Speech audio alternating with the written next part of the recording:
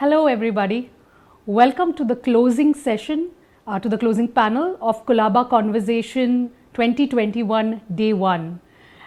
We are going to be talking on Cities 20, a global policy making forum for cities. Before we jump into this, I would like to tell our viewers that we have some exciting prizes, some books that are laid out for you for the best questions that come in. So please start putting in your questions in the chat box and the question answers box that's on your screen. Now, let me invite Mr. Peter Rimmel, resident representative to India, Konrad Adenauer Stiftung, Germany, to introduce this panel and our esteemed panelists.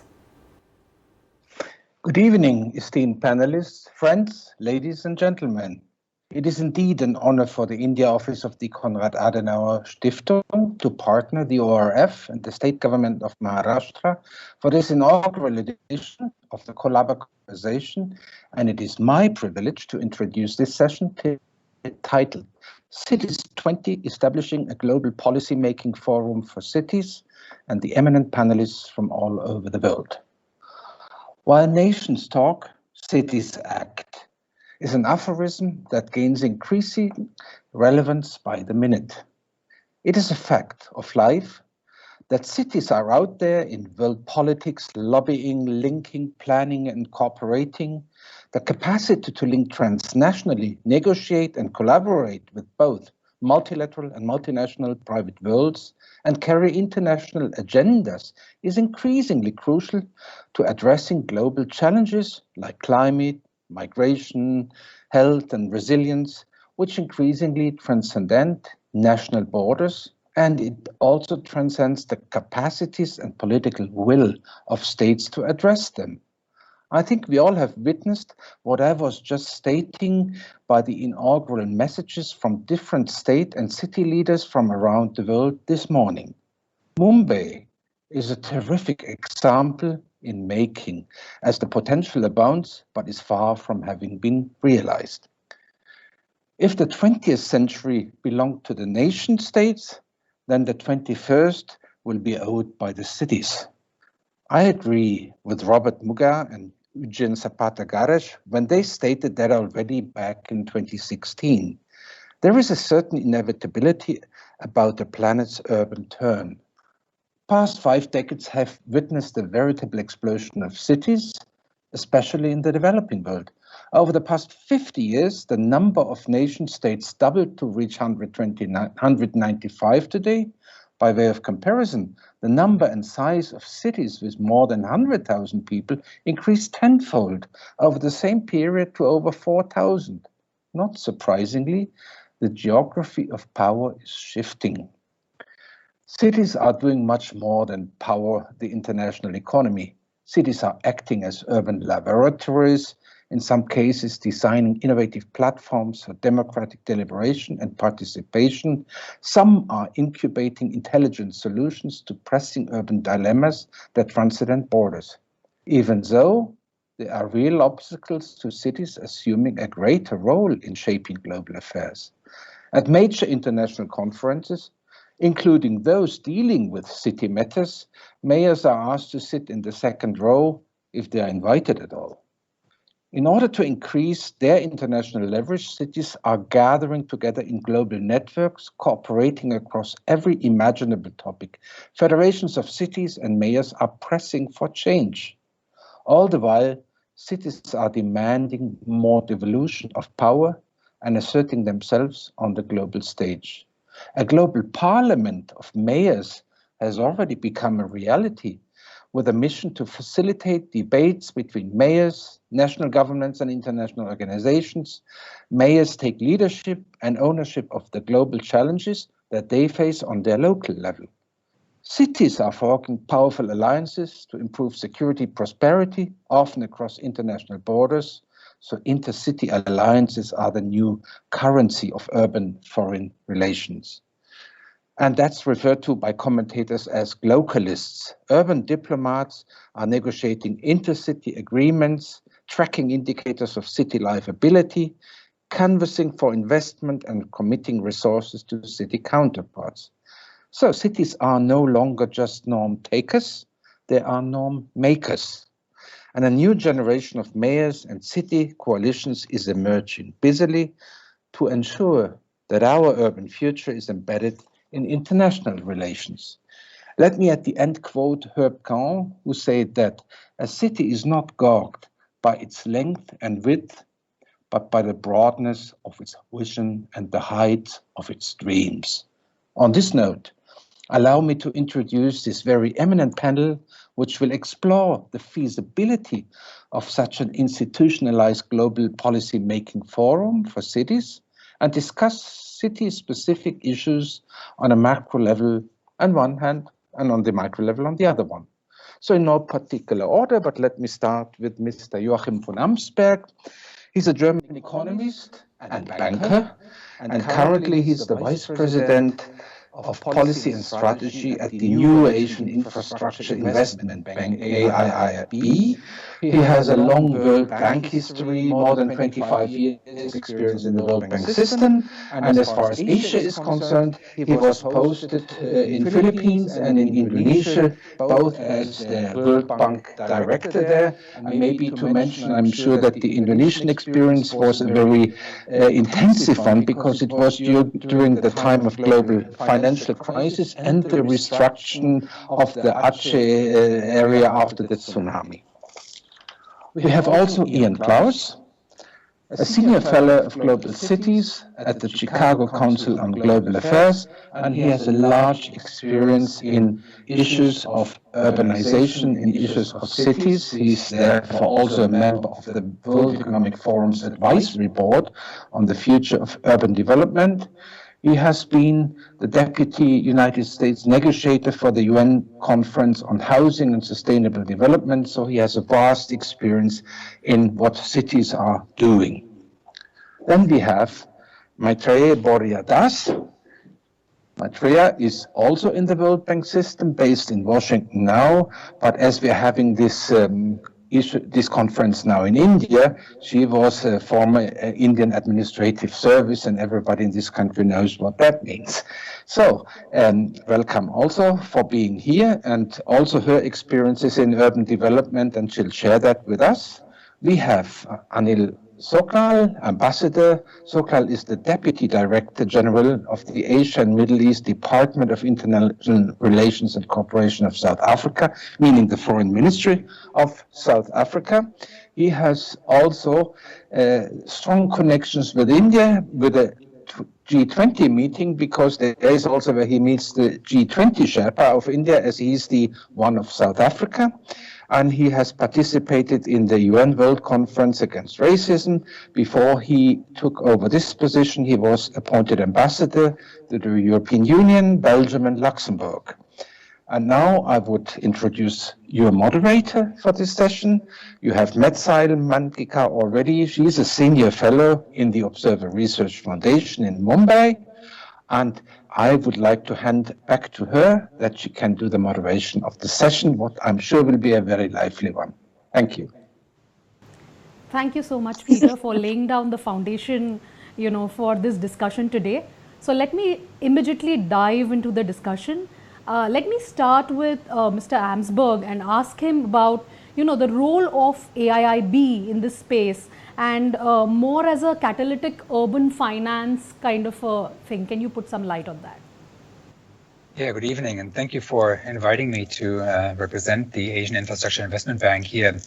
As was mentioned before, we are the youngest multilateral development bank, just opened our doors 5 years ago, and we are focused on financing infrastructure in Asia. And you cannot really think about financing infrastructure in Asia without thinking about the cities of Asia. Mega cities, medium-sized cities, small cities, where the vast majority of people live, where the vast majority of wealth is generated, but also where the vast majority of problems, social, environmental, urbanization problems exist.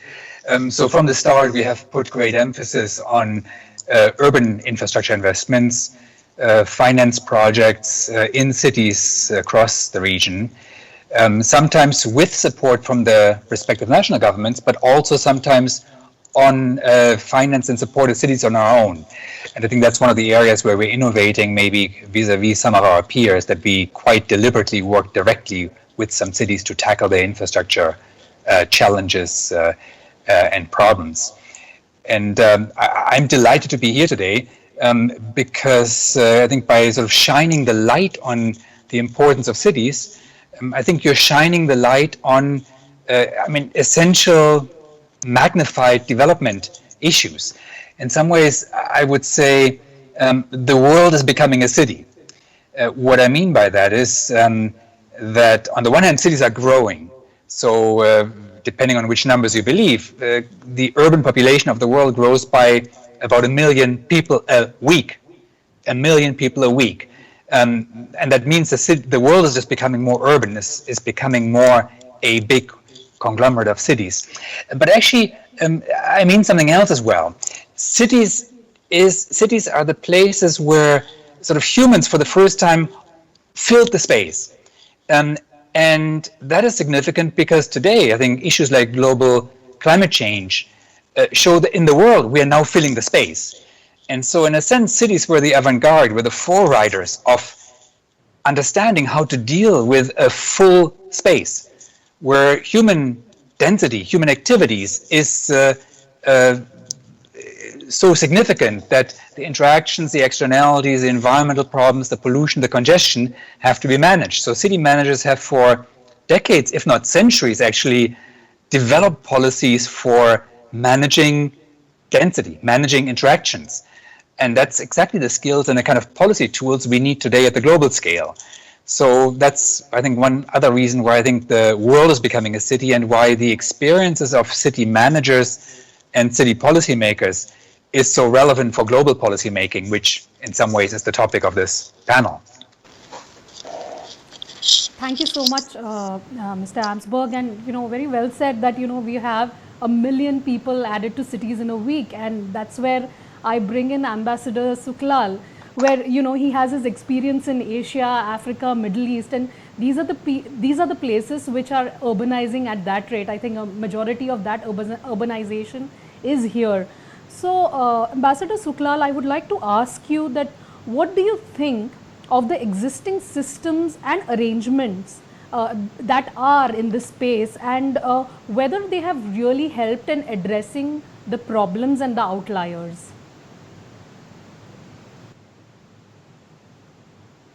Good evening, Sayali, and good evening to my fellow panelists. Let me thank Peter for that very good introduction as well. I think he encapsulated very well some of the challenges we're experiencing.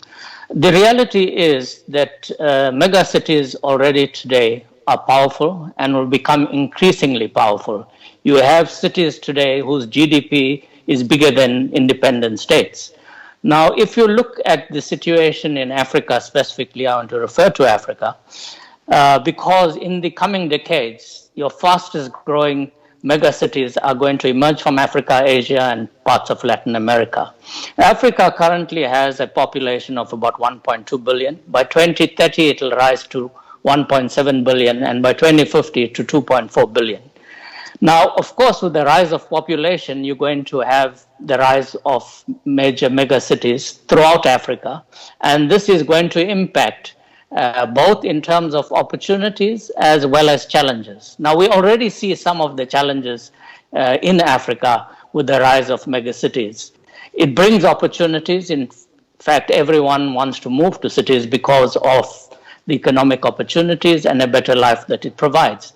But at the same time, your largest growth of slums arise around these megacities. So you have the challenges of poverty, inequality, and underdevelopment, the triple challenges that we refer to, becoming more pronounced. So while the megacities provide opportunities, it also marginalizes major parts of the population. Now, Africa has the largest youth bulge globally. 60% of Africa's population is under 25 years of age. And half of Africa's population, 51%, are women. Now, when you look at the opportunities of youth and women in these megacities, This is something that we have to take care of and make sure they do not become outliers, but they are part of the mainstream. And we must ensure that as these megacities become increasingly powerful, and it's something that we can't stop, it's a reality that we have on the global front. But at the same time, I think the opportunity exists as we look at addressing some of the fault lines in interstate relations within the multilateral architecture. We need to see how we accommodate this phenomena. And I think India is very well placed in the coming years to sharply bring this onto the global stage. India last month assumed the chairship of the BRICS, and we have within BRICS the Friendship Cities and Local Government Forum. And I think this year India should use that opportunity to bring to the fore some of the challenges and opportunities that's arising as a result of the emergence of megacities. In 2023, India will chair the G20. And I think it's about time that this issue is brought onto the mainstream of the G20 agenda. And I think the G20 should look seriously at creating a policy forum and a policy architecture within the multilateral paradigm that governs the functioning of cities. And I think it's an opportune moment as we look at addressing the challenges and fault line in the global multilateral architecture. And Prime Minister Modi constantly speaks of reform multilateralism in terms of the global multilateral architecture. I think it's important that we also look at how we accommodate this rising phenomena and how we regulate it, because if left unchecked, it also can become a threat from various perspectives. So these are some of the challenges I think we need to keep in mind, as well as take full cognizance of the opportunities these megacities provide in terms of not only domestic and regional dynamics, but in terms of global international relations dynamics. Thank you.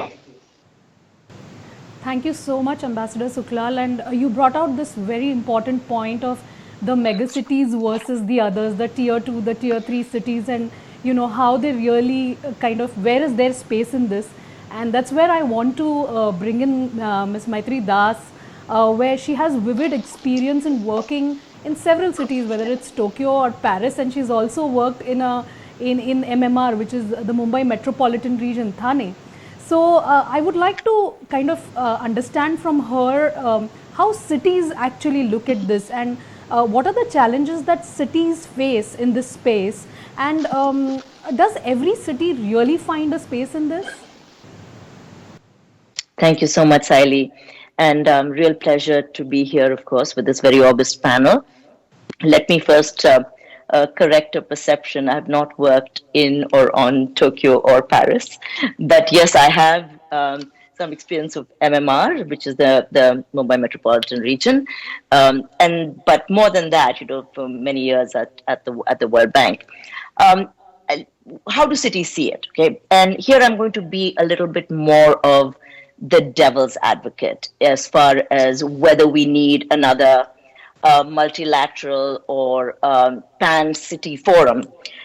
First of all, there are several of them. So it's not the issue that we're discussing, I mean, whether it's C40 or it's UCLG or it's the G20 adjunct, which is the U20. I mean, there are just several of them that are currently in effect. And so my question would be, and since we are talking about a cross-city policymaking forum, someone even used the term United Nations, and I think that probably came from a piece that Richard Florida did for the Bloomberg City Lab some years ago. But the question to me would be, if I was a city, what do I get from it? What's in it for me?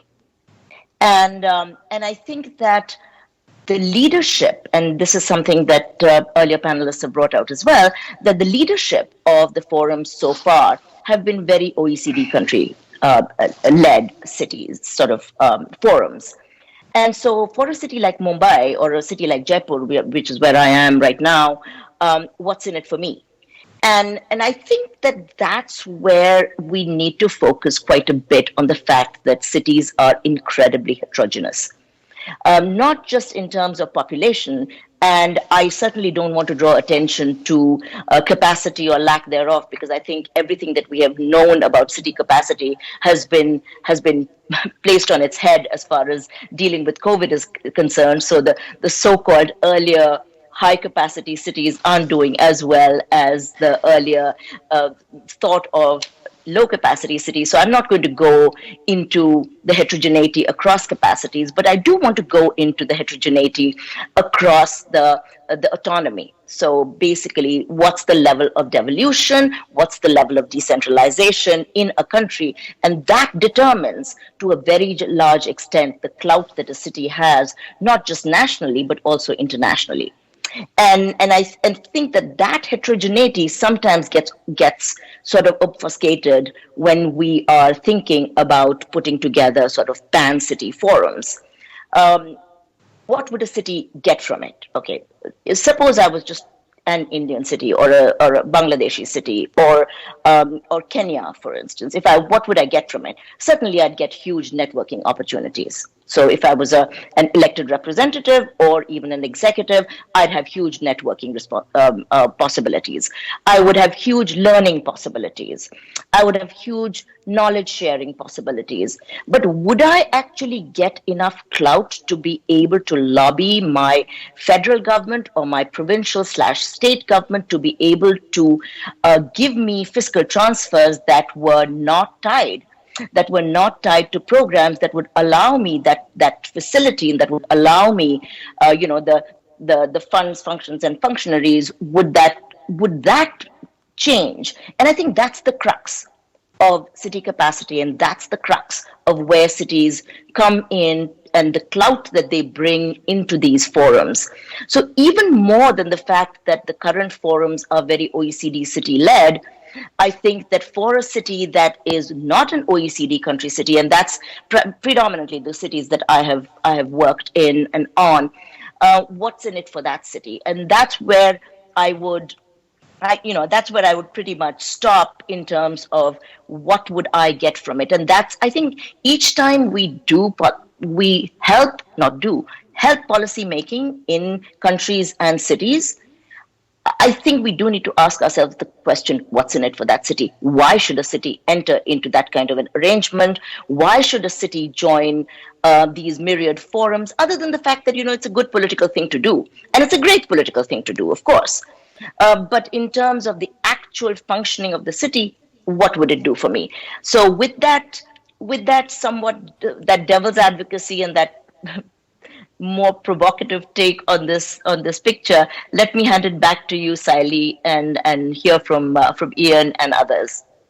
Thank you, Maitri. And I think on that note, I think Ian is the right person to come in on this. As what is in it for a city, and why should a city join this? So, Ian, do you think there is a need to remodel to reflect the needs and aspirations of a city, and also the question that Maitri asked?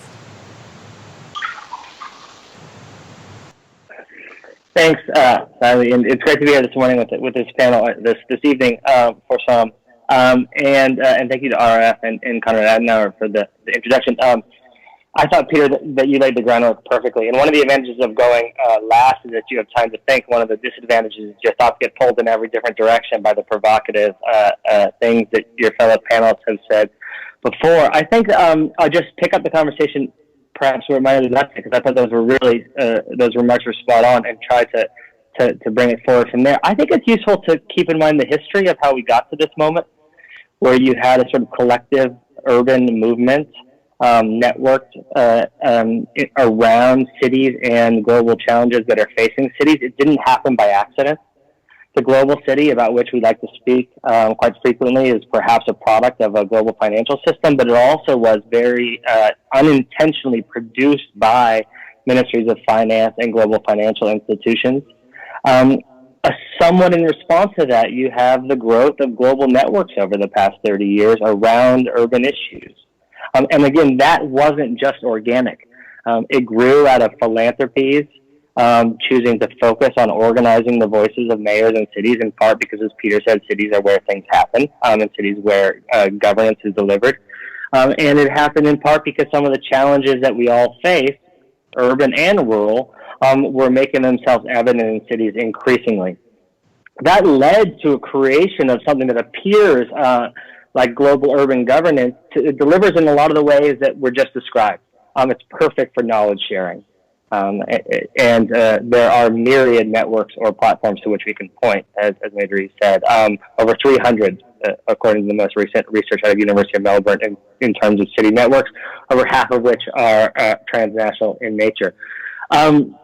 So I do think it has facilitated greatly exchange of policy, oftentimes between cities that wouldn't naturally have been paired together. The accomplishments are myriad. It has put pressure or increased the voice of city leaders at international organizations and in multilateral fora, I would argue. But there is also a ceiling that was just mentioned. And at some point, the question of what is being delivered for the cities always gets asked, particularly by voters at home when their mayors are abroad. And I find increasingly that you hear from said networks that they are advocating more and more for reform in terms of power in the national setting. And this includes access to finance. It includes reform in multilateral regional development banks. But in the end, I do think we come up to this question about how do you use international networks to lobby for domestic political change. And that's quite an open question and probably one for the future. Thank you, Ian. And I would like to, there are some questions that have come, and I would like to take the first question, and this is for Mr. Amsberg. It says, how do you coordinate and streamline the many urban programs and activities of multiple players at different levels, international, region, national, provincial, municipal, to ensure impact at scale? How do you ensure impact at scale? It's a good question, and it's a hard one, because you deal with such a heterogeneity of cities, of players, of issues. So an attempt to coordinate and align all these initiatives, I think it's quite futile, to be frank. I think it is quite all right to let a multitude of flowers bloom. It's quite okay to have advocacy groups on the one hand, have information, knowledge sharing on the other hand, have different thematic fora on the common challenges that cities face. And then ask, well, where are the ideas, where are the sort of movements that actually deserve amplification because they are dealing with something that needs to be brought to scale. And whether that's on sort of the environmental challenge, on the sort of congestion pollution challenge, whether it's on service delivery infrastructure, whether it's on the social inclusion side, or whether it's on the innovation and technology side, where I think cities can be an incredible power for development. And that's maybe where then, in terms of amplifying the positive experiences, financial institutions like ourselves can play a role. Again, not the single organizing role. I don't think there is a single organizing actor in this space, and I don't think there needs to be one. But every organization should ask themselves, how can we amplify the good experiences? So we ask ourselves, how can we, with the financial resources we can provide, amplify financial resources of cities that have proven to be capable and effective of improving the lives of their people eventually? And that's where we offer then our financing. We hope to do it in a way that then brings other capital sources into the financing to attract, for example, the intention of institutional investors to urban infrastructure investments, because they in the end can bring much more money to the table than we have. So thinking about these ways of leveraging, scaling up, but everyone in their space, everyone in their area of competency would be my suggestions, rather than worrying too much about a grand global design. Thank you, Mr. Amsberg. There is a question for Ambassador Suklal. I think it was based on your comment on BRICS in India. It says, in the context of BRICS and IPSA, how can cities in India and Africa push the urban inclusive reform agenda for multilateral institutions? Well, I think both the BRICS and IPSA have a strong focus on reform, especially of multilateral institutions.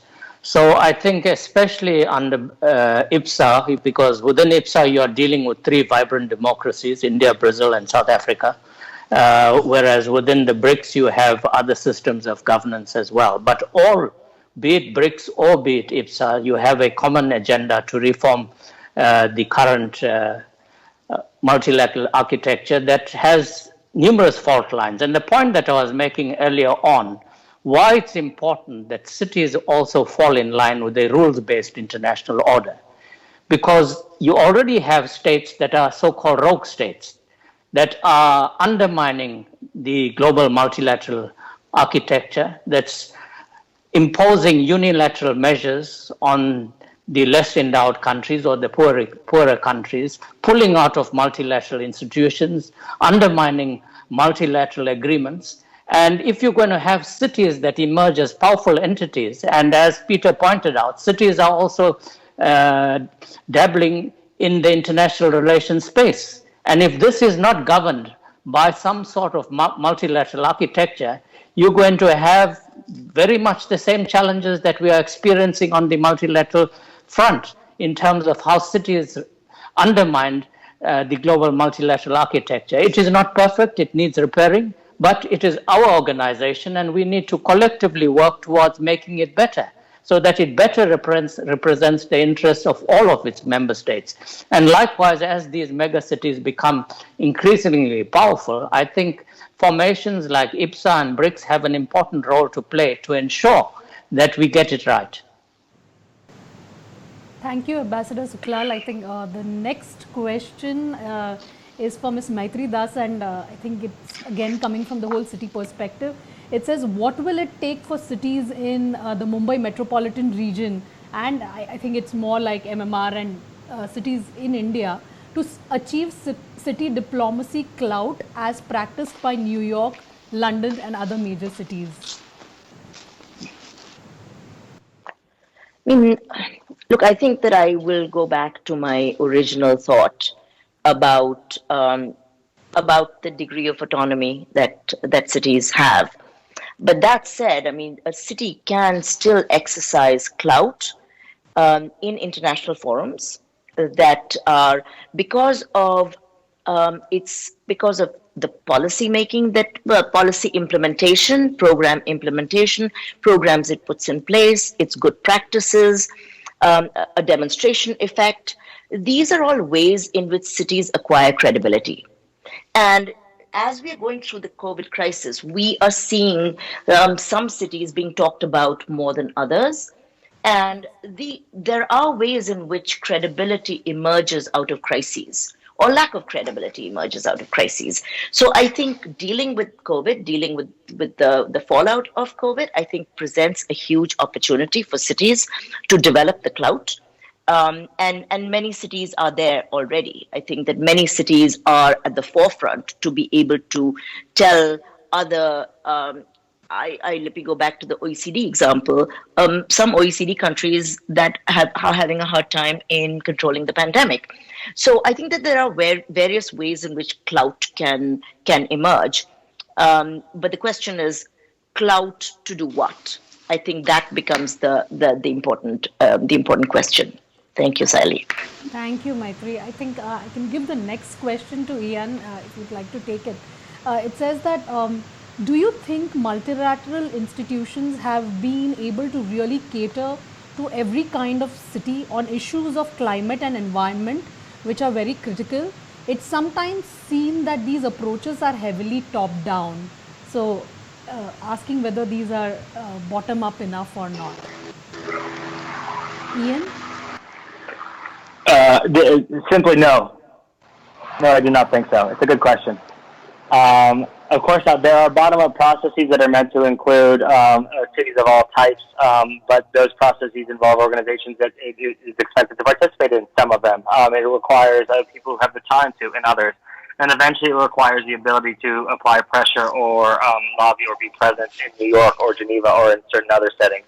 And all of those things, in some ways, limit the ability for certain types of cities to participate. It's a very good question. No, I'd like to really quickly, too, take up something Ambassador Suklal said, which I think is a fascinating point, although I disagree on part of it, but the larger question I think is spot on. I think city networks, I think cities in general think too little, because it's not really a first order problem for them, about the international order and a rules-based international order. You rarely do you have an education, say, in diplomacy or foreign policy or international relations when you're working in a city hall. You're educated in other things, delivering for residents locally, urban mechanics. But you do have to think about how those systems are functioning.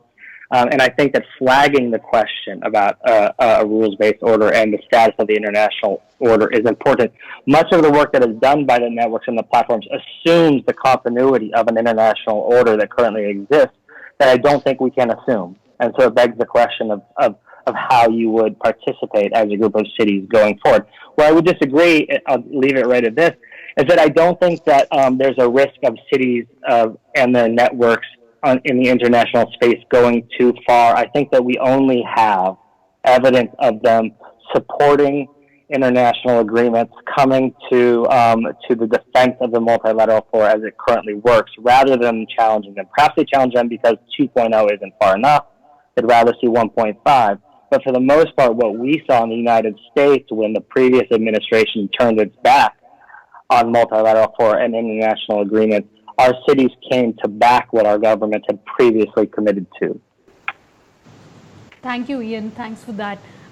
We have about 7 minutes to wrap up. So what I'll do is go back to the original kind of a question and give all of you time for some closing remarks, maybe a minute each, where we'll kind of go back and trace whether, and I've also invite Peter to kind of come in there and give his closing remark, where we will look at the original question on the need to kind of retrace or relook at these institutions and have an overarching regulator or an overarching additional institute to look after cities. Peter?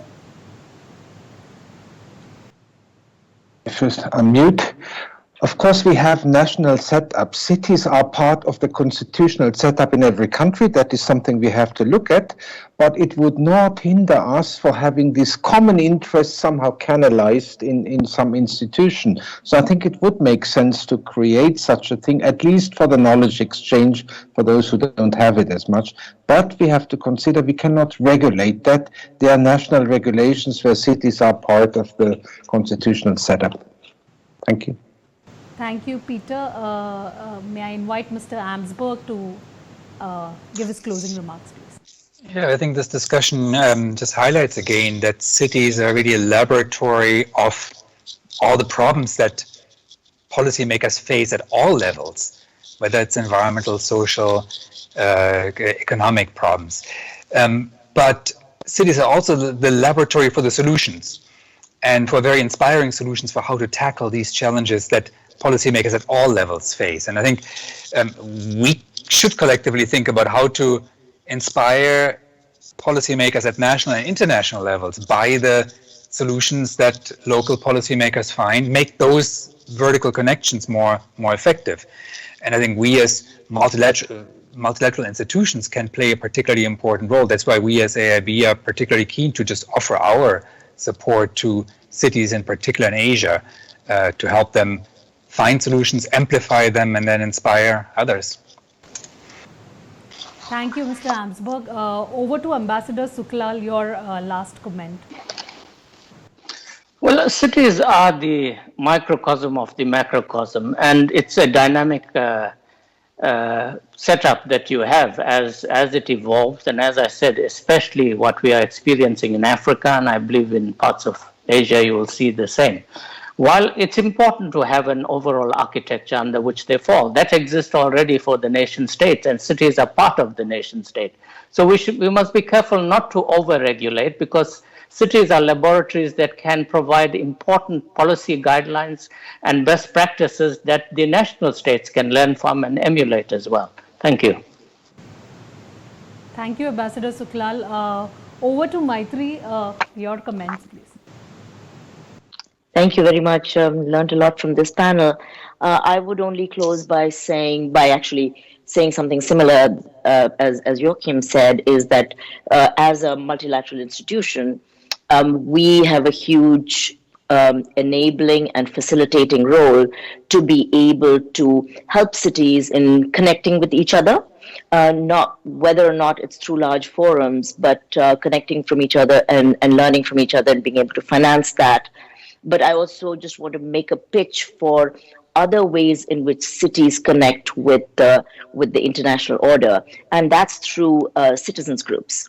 So, in terms of civil society groups and academia that are very ensconced in cities, play a huge role in the networking that then has cascading effects on good outcomes for cities in general. So, thank you. Thank you so much, Maitri. Ian, over to you. Thanks. This has been great fun. It's a great way to wake up in the morning in California.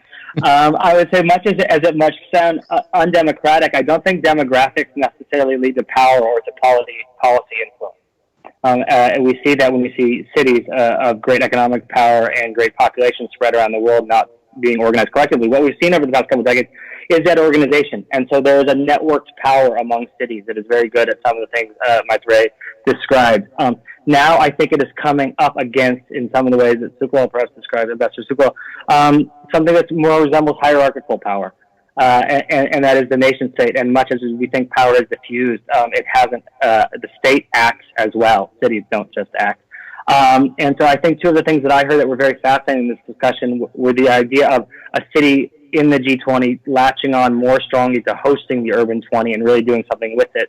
And Joachim's observation that sometimes AIIB, as I understand him to have said, is working directly with cities, sometimes without the blessing or direct involvement of the nation state. There you have interesting examples of the networks of cities perhaps getting to interact with the hierarchical power in new and innovative ways.